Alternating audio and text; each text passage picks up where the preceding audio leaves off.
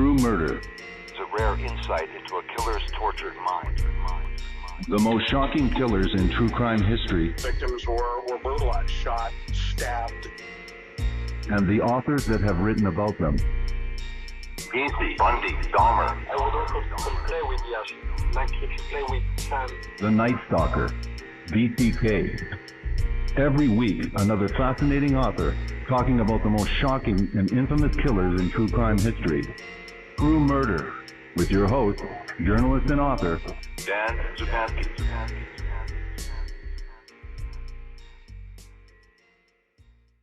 Good evening. On December 9, 2001, Kathleen Peterson was found dead at the bottom of a staircase in her Durham, North Carolina home. Her scalp was laced with deep incisions and her blood was strewn from outside to inside the house. The sinister truth of that night turned her murder into North Carolina's most enigmatic criminal case, capturing media attention across the globe. Police zeroed in on Kathleen's husband, Michael Peterson, and charged him with murder. But was it the truth? A neighbor, Larry Pollard, came up with an alternative killer. He claimed an owl had attacked Kathleen outside her house. He said it sliced her scalp with its fierce talons and caused her to run inside, collapsing at the stairwell and bleeding to death. When the media heard about his theory, Larry was mocked, and Michael was convicted. Now, 20 years later, author Tiddy Smith explores Pollard's theory and questions whether law enforcement ignored or even hid evidence to convict Michael Peterson. And was an owl, in fact, the real killer? The book that we're featuring this evening is Death by Talons: Did an Owl Murder Kathleen Peterson? With my special guest, philosopher and author, Tiddy Smith. Welcome to the program, and thank you very much for this interview, Tiddy Smith. Thank you. It's great to be here. Thank you so much, and congratulations on this explosive and extraordinary book. Yeah, I'm I appreciate the praise. It was a very nerve-wracking thing to put together. Now, you write early on in the book that you had seen the original Staircase docuseries somewhere around 2004. You had a first impression of the case itself, and then in 2003, you talk about two events that would drastically change your thinking about the case. First, 2003, and then in 2019. Tell us what these two events were that drastically changed your mind about this case before we get to December 9th, 2001. Yeah, well, I suppose I'll just recap by going right back to when I first saw the Staircase docuseries, the original, before it made its way onto Netflix. You know, I saw the family unit, I watched the interviews, and I wanted him to be innocent. You know, I wanted Michael Peterson to be innocent of murdering his wife. So emotionally, I felt, pulled into the story. And I thought, it could be that she fell, couldn't it? But the more I looked at the evidence in the case and the more I got through the episodes, I realized, well, it's not looking good for Michael here. The evidence is not stacking up well. Most likely, if I put what I want to the side, I put my emotions to the side, no, he is probably the murderer. But then a few years after Kathleen's death, a neighbor of Michael Peterson, Kathleen Peterson, a man called Larry Pollard, began to put forward this owl theory. And according to him, Kathleen's death had resulted from an owl attack, which occurred late at night outside her house. So the idea is that rather than falling down the steps and hitting her head, rather than being bludgeoned to death in the stairwell by Michael, in fact, she had first been attacked by an owl, a bird of prey, outside her house, and then ran inside with these terrible cuts on her head, having already been put there before falling in the staircase and bleeding to death after having sort of gone concussed or knocking herself out after falling. Now, that theory captured my imagination, as I'm sure it captured many imaginations around the globe, right? It was a very crazy theory, and people were attracted to it not just because it seemed in some ways to fit the evidence. It, for example, fits the shape of the wounds on Kathleen's scalp very, very well. And this was something that ornithologists were actually quite happy to accept, that yes, those are wounds that an owl would be capable of inflicting. So that was the first thing that really captured my attention, was Larry Pollard putting forward this owl theory. And it captured my imagination. I started to wonder, is this a plausible theory? It seems like it could work. Either And by this point, I think I was in two minds. I thought either Michael killed Kathleen or an owl killed Kathleen. And I was pretty 50-50 about it. Then, in 2019, I was discussing the case with a stranger at a party, and I said something along the lines that, but the owl theory is pretty persuasive too.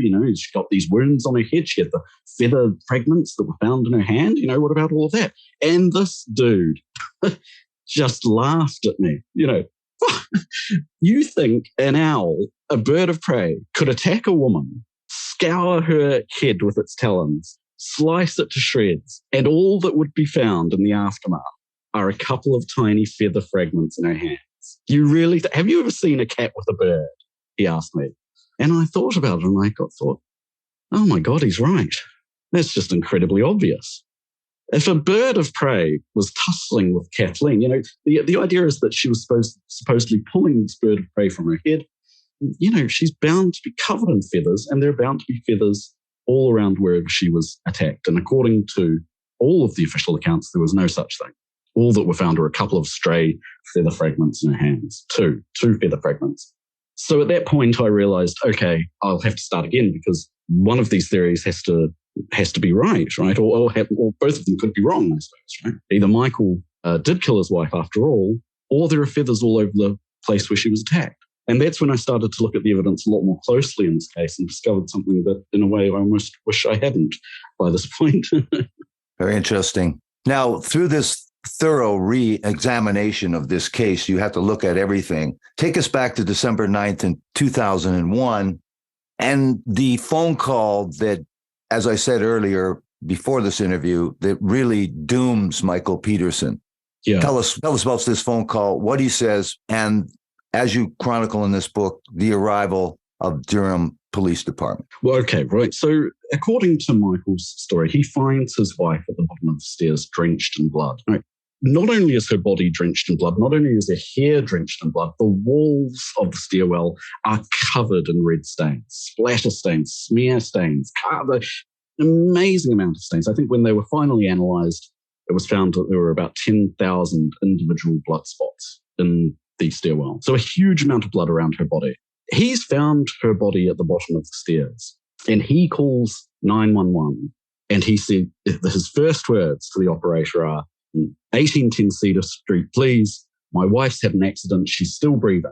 And the operator says, what kind of accident? And he says, she fell down the stairs. She's still breathing. Please come. So his first impression from finding his wife, so as far as we can tell, is that he believed she'd fallen down the stairs and whacked her head on the way down, right? But as soon as police arrive, as soon as the first responders arrive, they find something that is just absolutely incompatible with a fall down the stairs. To them, this looks like a brutally violent scene. And so already with their arrival on the scene, we have these two hypotheses set in stone. Right? Either she fell down the stairs, as a crying husband claimed, or she was beaten to death by that same husband, who was in fact crying crocodile tears. That's, I think, the very first moment where this case turns sour, because we begin immediately with what we philosophers like to call a false dilemma, right? As though these are the only two options on the table. It must be one or the other. Either she fell or she was murdered. And that was the view, these were the lenses through which this case was viewed ever after, until at least Larry comes along with his outrageous theory about a bird of prey. Tell us about the technicians that arrive, what they find. Again, you say immediately Michael seems to be the suspect, and this looks like it can't be a fall. Tell us about this stairwell. And there's two stairwells in the home. So tell us about this stairwell. Describe it for us, please. It's a very narrow, dark, boxy thing.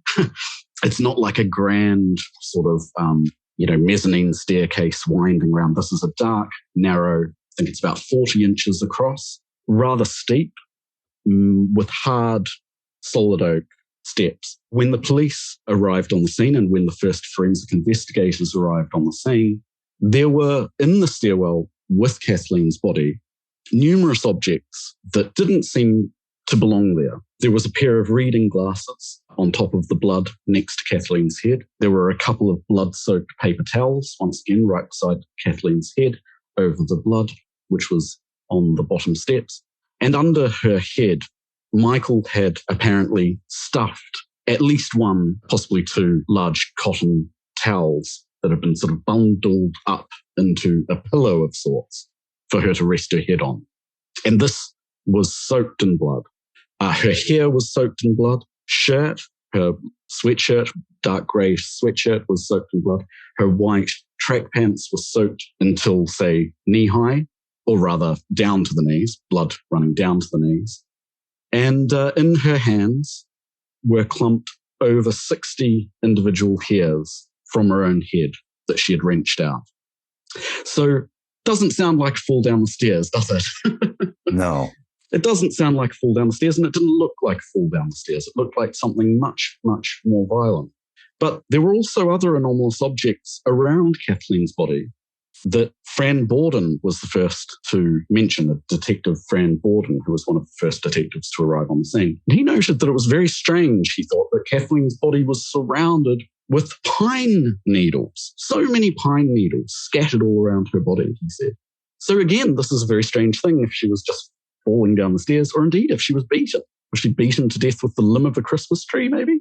It was a very strange thing that Fran Borden noticed. And these weren't the only strange things that I believe the investigators found when they arrived. There were other objects surrounding Kathleen in the stairwell, on the walls, that I think we'll get into shortly. You also talk about blood in other places. When they arrive, police arrive and technicians arrive, front door is open. There is also blood involved on the inside of that door. Tell us where they discover blood and some of the patterns that they notice.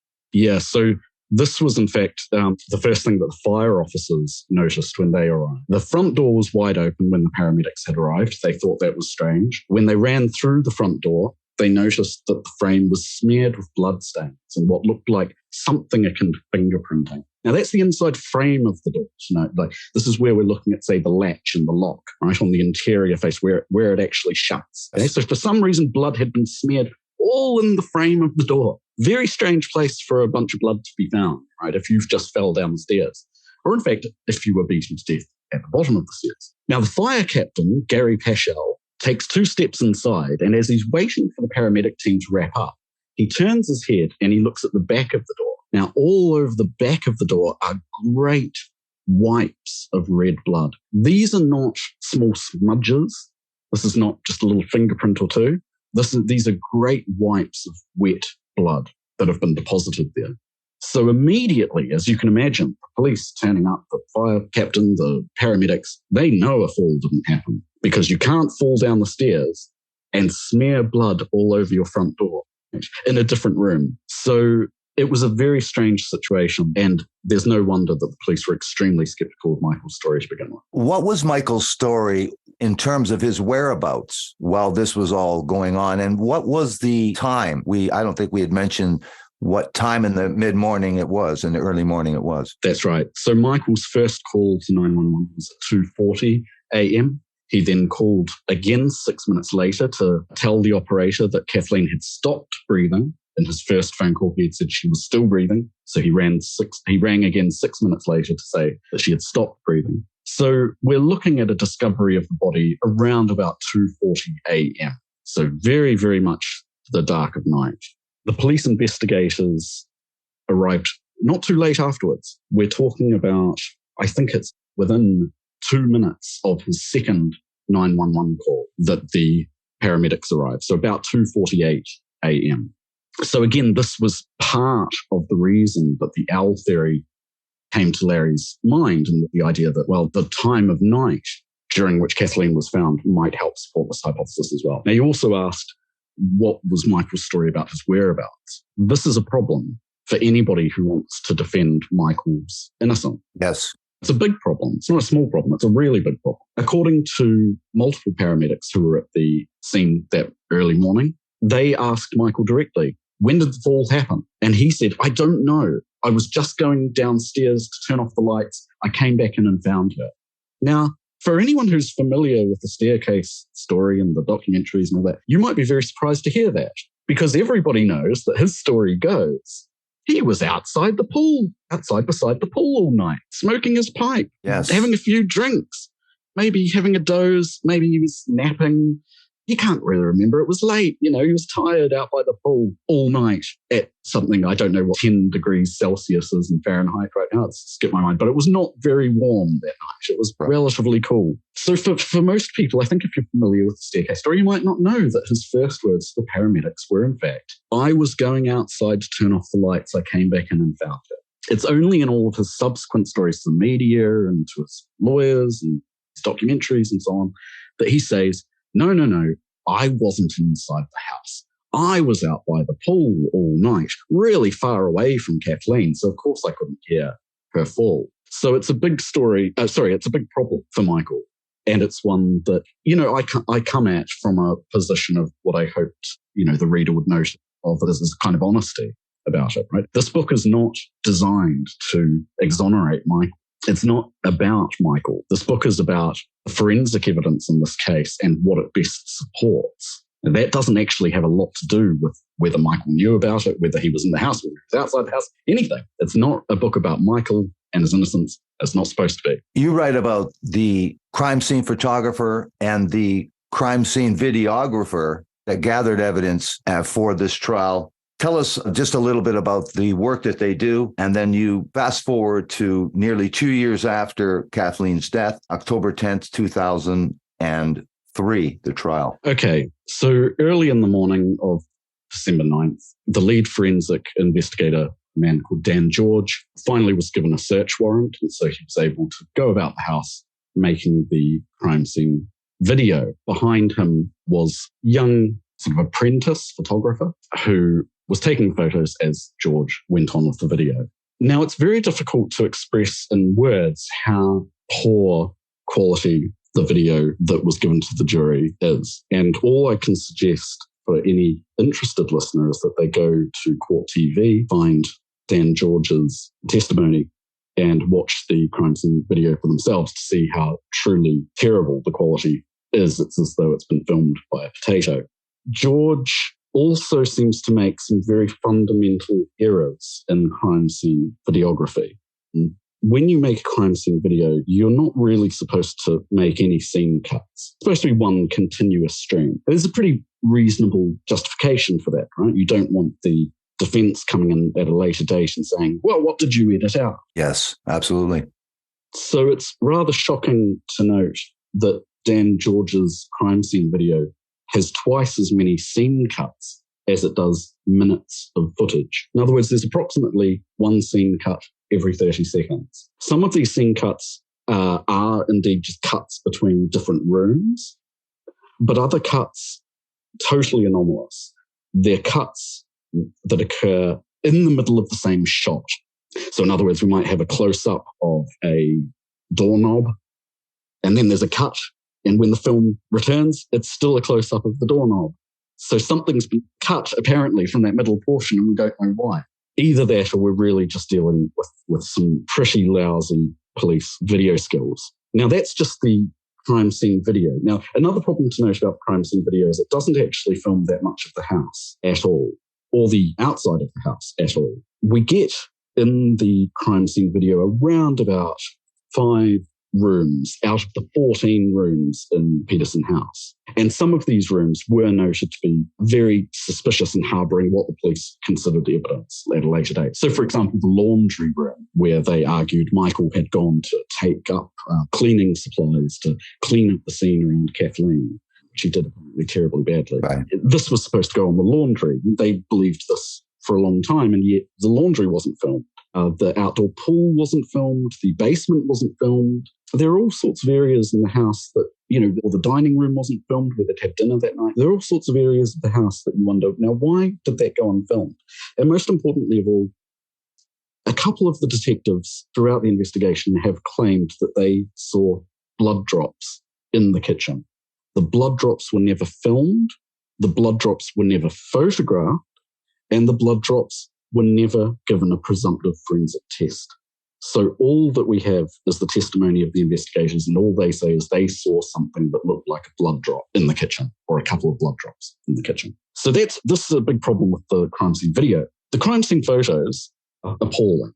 They're overexposed, they're smudgy, they're blurry, they're often almost entirely colorless. They come with a strong sepia tone that infects almost everything, so you can't tell the difference between green or red or yellow or blue. And once again, photos that are supposedly meant to represent particular objects like blood spots or items of interest like bits of murder weapon are or rather of such poor quality, you can't make out what they're supposed to represent. There's one photo in particular that I want to talk about. There's a photograph of a pot in the kitchen sink.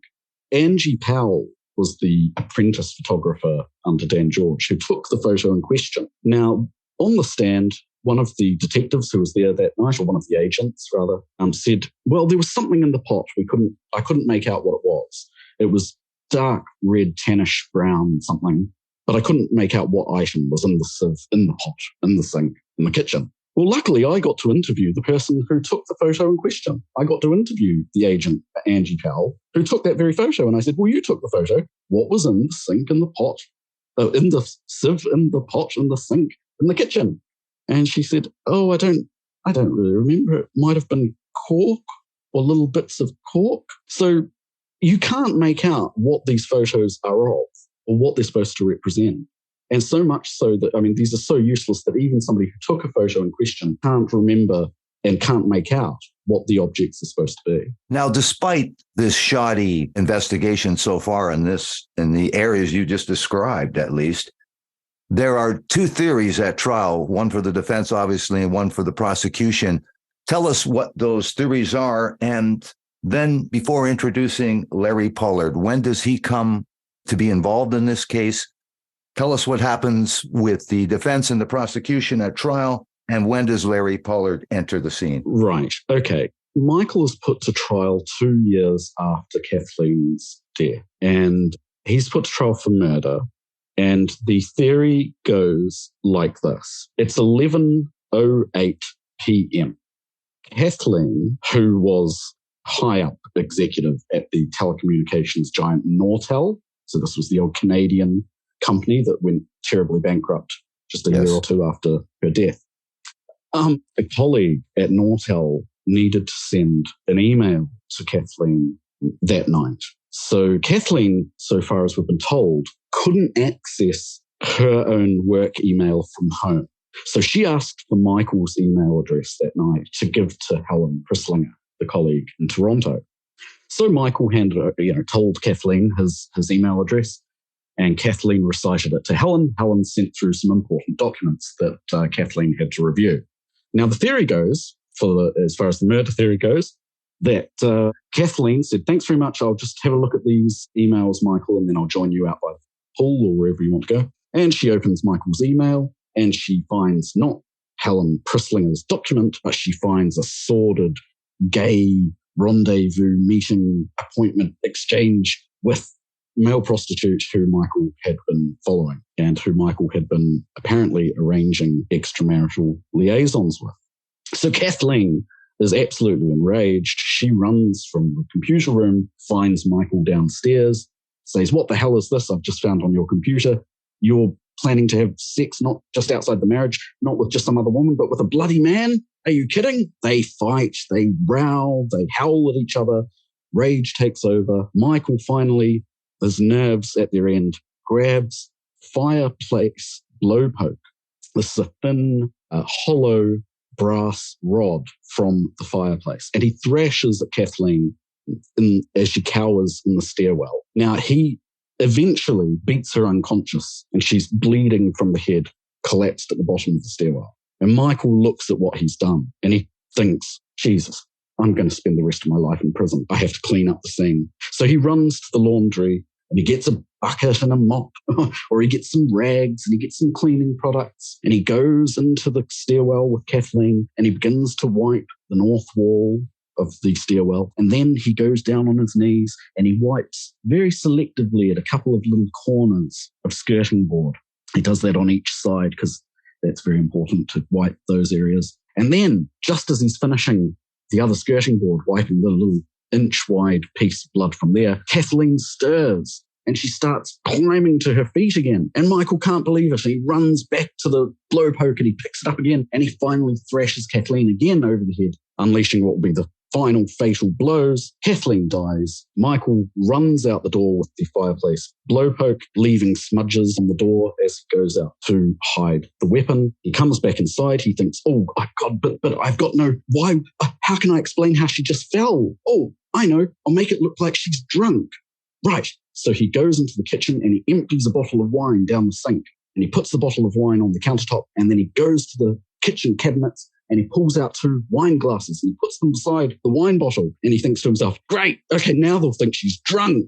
That will explain how she fell. And then he gets the phone and he calls 911 and he starts bawling with his best, fake cry until the paramedics arrive. That's the murder theory. It's really, really elaborate, but it does have the virtue of accounting for most of the evidence quite well. The problem is that it's, once again, very elaborate and some of it has been disproven. So, for example, the idea that Michael went out the front door with the blowpoke to hide, we know that this never happened. We know that the blowpoke was found actually at the end of Michael's trial in the basement, just collecting cobwebs. Now, the fall theory is rather more simple, doesn't take as long to explain, luckily. Fall theory is just that Kathleen fell, right? She'd had couple of glasses of wine. She'd had a Valium. She was a bit tired. She'd been working pretty hard. She'd been having some headaches recently that she'd been complaining about. Michael was out by the pool. He was dozing away, smoking his pipe and drinking. Kathleen goes to walk up the steps of the internal staircase, but, is wearing flip-flops, and these get tangled on one of the steps. She slips, hits her head. This smacks open a great wound on the back of her head. Blood starts to spill down the steps, so when she tries to get to her feet again, she slips again, hits her head again, this time on the metal chairlift that was installed by a previous owner, so sharp edges. And then she finally slips a third time and dies from a sort of slow exsanguination, bleeding to death. Now, Michael was eventually convicted. I think it was in October of 2003. But just a week before his conviction, Larry Pollard, a neighbor of Peterson's, asked one of the lawyers of Michael's legal team whether he could see a picture of the autopsy or a photograph of the autopsy as it was on the back of Kathleen's head, because he wanted to see the head injuries. He had been told that these were absolutely strange in their dimensions and shape. So his interest was piqued. He was a lawyer. He was an attorney who had previously worked for the Special Prosecutor's Office in Durham. So he was not just a nosy neighbor. He was very confused about the evidence in this case and what it was supposed to support. So one of the lawyers passed a colour photo of the autopsy on Kathleen's head, Kathleen's scalp, to Larry, and he took one look at it and he thought, those look like bird tracks. Now, Larry was a hunter, right? And that's why he identified these marks as like bird tracks, right? They were like all the turkey tracks he'd ever stalked before out on his hunts, right? So to him, this looked like an everyday thing. These are turkey tracks. But he knew it couldn't have been a turkey, right? He thought, I don't really know why they look just like turkey tracks, but they look just like turkey tracks. So a few days passed and it occurred to Larry that it might have been an owl, because there were always barred owls and barn owls around the property line in this area of Forest Hills in Durham. And Larry had lived in this part of Durham for 50 years, so he knew that they were always newly making their nests in December. They were often aggressive. They would swoop at people. And yes, so that was how Larry's theory started in embryo.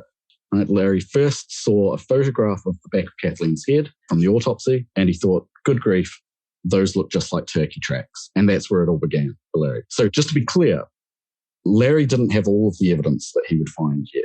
That was just what caused him to have his first hunch that something to do with a bird there might be something to do with a bird involved in this case.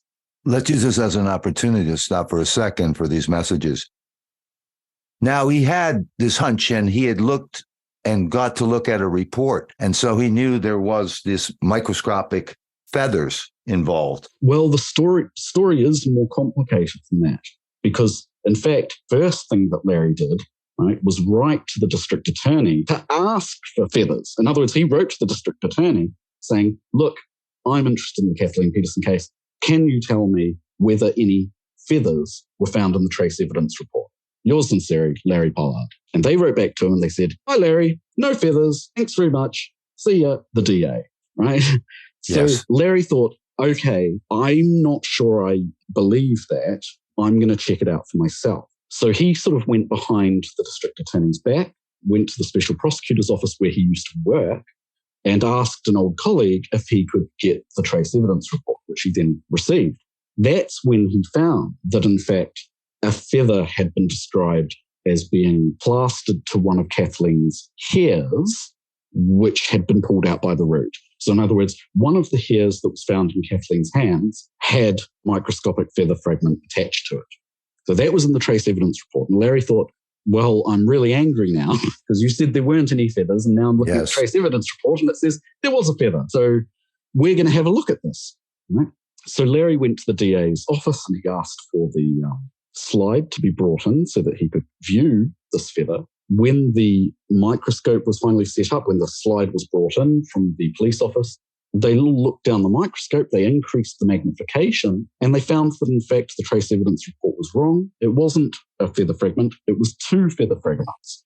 So now we've doubled, that doubled from 1 to 2, to be fair, but we've found a new piece of evidence that wasn't known to be there before. Now, this is absolutely incredible when you think about it. Right? Larry predicted, so just by the power of deduction, right? Larry thought, well, if it were a bird, there ought to be feathers, right? And therefore we ought to look for some feathers. He finds these feathers. It's absolutely incredible. So that's one part of the justification for Larry's theory. Other things have to do with the injuries on Kathleen and the general distribution of blood around inside the house. Now, you add all of these things together and you get to Larry's theory. But again, it's not as though Larry just woke up one morning and thought, I've got a great idea. An owl killed Kathleen. It's sort of a dream or something that came out of nowhere. It's a slow process of putting all of the pieces of evidence together. You also talk about the film editor of the Netflix docuseries was also interested in this case as a result of speaking to Larry, as he was the next door neighbor of Michael Peterson during the filming of the docuseries. Tell us a little bit about her involvement and why. Well, I'm not sure I could tell you why. That would be up to, so her name was Sophie Brunet. She was eventually she became romantically involved with Michael through the course of the filming of the docuseries. So some people might say that there was some wishful thinking involved there or something like that. I don't know. I don't know what her motivations were. But early in the filming of the docuseries, she began talking to Larry about his new theory. She then began to reach out for Larry to ornithologists around the United States as to what they could do insofar as helping to justify this theory further. So this importantly eventually culminates in the decision to send photographs of the 2 feather fragments that were found in the trace evidence report to an ornithologist at the Smithsonian Institute, a woman called Dr. Carla Dove, who is an expert in the forensic analysis of feathers. So from small feather fragments, she can identify birds and their particular species, the genus, whatever.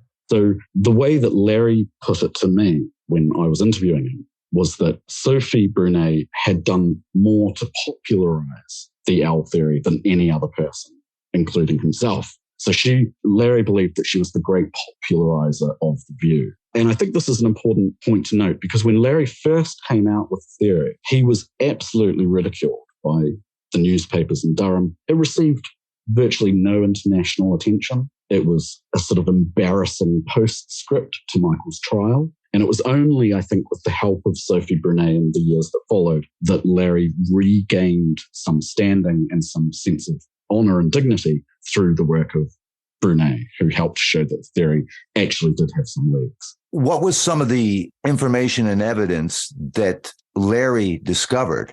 And in terms of the video and the photos, what was done to re-examine those? Right. So the evidence that Larry began with was, of course, the wounds on Kathleen's scalp. He then noticed that Kathleen had 3 incision-like injuries arranged like the points of triangles on each of her elbows, right, which were again compatible with the grasp of talons rather than, say, falling down the steps or getting hit by a blunt object. Now, there was blood, as I've already said, there was blood outside the house, right, down the front path. then Larry's theory was that this was where the attack first happened, that Kathleen had been attacked outside on the front path and then had run inside. And it was not that the blood was going the other way around. Kathleen killed in the stairwell and then Michael carrying some bloody object out the door. This is the main chunk of evidence that Larry had. But Larry also had a suspicion about something. And maybe this is a good segue into my own theory about the case. Larry had a suspicion that one of the key pieces of evidence found in the autopsy report may have been misdescribed. So embedded in the back of Kathleen's head was an item that was eventually described in the evidence report as something like woody vegetation, right? Some sort of piece of woody vegetation. But in fact, when it was first discovered first looked at by one of the forensic investigators, it was described as like a wood metal chip, or rather like wood/metal chip, like something that you couldn't really call metal, but too strong to be wood. It was some sort of, it looked probably a bit of the weapon that had been used, right? Now, Larry's hunch, although he's never really put this out in the public realm very loudly, but I think now is the time to start to question, is that this was in fact a shard of talon that had broken off, become embedded into her skull. Now, what's interesting here is that the description that this investigator used, wood/metal chip, is identical to the description that a different investigator gave to a different object, which was found embedded in one of the steps of the staircase. Now, this object was described by the lead forensic technician, Dan George, as, quote, like a mini talon, unquote. Right? It was a silvery gunmetal grey colour, and it was described as like a wood metal chip. So this is independently described. Two different pieces of evidence found in two different places, both described as like wood metal chips. Now, Larry's theory is that the wood metal chip found in Kathleen's hair may have been a chip of a talon. And my theory, which extends upon Larry's theory, is that in fact what was found in the staircase, embedded in a step, is another chip talon as well. And for this reason, we have to start considering that Larry's theory might have got things ever so slightly wrong. The attack didn't happen outside, with Kathleen then later running inside and dying. The attack began outside and continued inside the stairwell. So there must be, at some point during Kathleen's demise, a bird inside the stairwell with Kathleen. And that opens up a real can of worms. So maybe we can talk about that can of worms. Let's talk about that can of worms and what it does say in terms of the evidence that you write that was not gathered at the scene. Well, let's start with things that even on the official accounts were not collected, which obviously should have been collected. Yes. Okay. So I already said in the stairwell with Kathleen when she died, there were these thick cotton towels bundled up under her head, drenched in blood. They were not collected. They were touching her head. And in the very beginning of the investigation, they were disposed of. Even before the chief medical examiner had a chance to come to the house and view the body in the early morning. They'd been removed and disposed of before the medical examiner arrived on the scene. So they weren't collected. Probably the most important piece of evidence, not collected. A telephone, a cordless telephone that had fingerprints, bloody fingerprints all over it, had been used by Michael, might have been used by Kathleen, for all we know, had been handled by Todd, Juanetta McDowell, one of the investigators, and by Dan George, so at least 5 people that night. That bloody, blood-smeared phone was not collected. It was in the stairwell with Kathleen when she was first found. Right? So the phone was beside her head. It was not collected. The towels under her head, they were not collected. The 2 paper towels beside her head that apparently Michael may have used to clean the scene, weren't we told? Well, they weren't collected, because hell, if he did clean the scene, who needs to collect the paper towels that he did it with, right? Around Kathleen's body, right? Her flip-flops, the flip-flops that she was wearing that apparently caused the fall, they were not collected. There was a jacket around her body, that was not collected. I mean, it's just extraordinary, the number of items. There's about, in total, 15 items around her body that should have been taken into evidence, and every single one of them was not. Now, that's not just screwing up. That's something else, because there weren't any other objects in the stairwell with her that were collected. So every item around her body was not collected. That's undeniably evidence of, well, it's evidence that we ought to be very, very suspicious about. Let's use this as an opportunity to stop for a second for these messages. You were discussing some of the things that were obviously not tested that should have been tested, but also the re-examination of that videotape and those photos. That's right. So as I was saying, the collection of all of these items should have been a matter of forensics 101. This was the way that Angie Powell described the behavior that she saw. So for all that she could tell, the decision was, and I quote on this, deliberate. And it was not simply a matter of, oh, whoops, we forgot to collect those blood-drenched towels under her head. Had to be deliberate. Now, I think we should be suspicious about why these items weren't collected. And I think it tells us something more broadly about the situation in the stairwell that night. Yes. There was something about the condition of her body that couldn't be noted. For some reason, none of this evidence could be collected because it would point in the wrong direction for the police, at least, right? Now, the same goes again for the documentation of these items. So there's a reason that the police video is so shoddy and so patchy. There's a reason that it has missing portions. There's a reason that the police photographs are so distorted, so blurry, so overexposed that you can't identify the objects photographed. Right? The decision is deliberate. It's not just, oh, these weren't very well-trained forensic technicians. Something is going on and something is being hidden. Now, that's when I started to get suspicious, because a police team can screw up a couple of things, but they can't screw up everything. And in this case, they seem to screw up everything. And that makes me think it's not a screw-up. So I started to look at the police crime scene video again, very slowly. And it would be very difficult, I think, for anybody watching the crime scene video for themselves to understand how much effort I put into seeing how the manipulation occurred in the crime scene video, which I believe has occurred. And I want to maybe just begin with how I noticed that something was amiss. In the very corner of Kathleen's eye, in the crime scene video, you can see it. There's this little white fleck of something. And at first, when you view it, you think, well, I think it like a tear. Looks like a tear in the corner of her eye, just reflecting very bright white. And I thought, well, it can't be a tear, though, because she's been lying there for hours by now, dead, before the crime scene video started. So there's no chance it's a tear. And then I noticed that whatever the object in the corner of her eye was, it seemed to extend over the bridge of her nose. So it was not just a small fragment of something. It was something connected to something else. And the reason I could tell that it was something connected to something else that was extending over the bridge of her nose is that the same distortion, or what seems to be distortion in the video, is visible from multiple angles in the video. So whether we're looking from far away, whether we're close up, whether we're looking straight bird's eye view down at Kathleen's head, or sort of perpendicular to her chin, no matter what angle you look at, something pokes out or a distortion seems to appear over the bridge of her nose. That was the first clue I had, that there was something on her face that shouldn't be there, at least wasn't described as being there. But there was something on her face because it's visible from multiple angles under different lighting, in different positions. So that's when I started thinking there might be some sort of manipulation of this tape going on. Now, unfortunately, some sorts of typical video forensic processes that you could use might not be particularly effective here, because usually to get a good video forensic analysis, in any case, you need the original tape.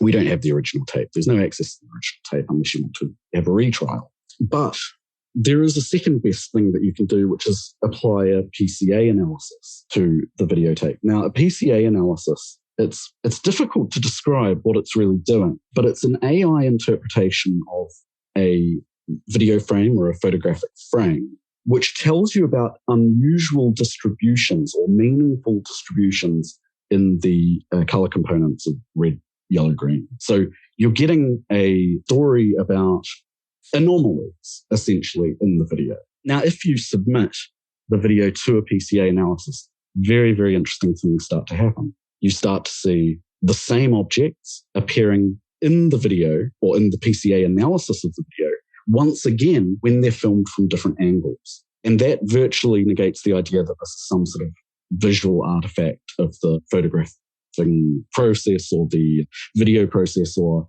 indeed of the PCA analysis itself. This is a real feature of the scene.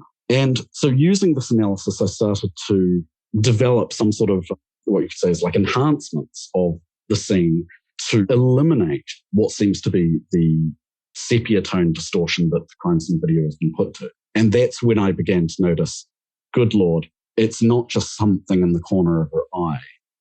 There's stuff everywhere.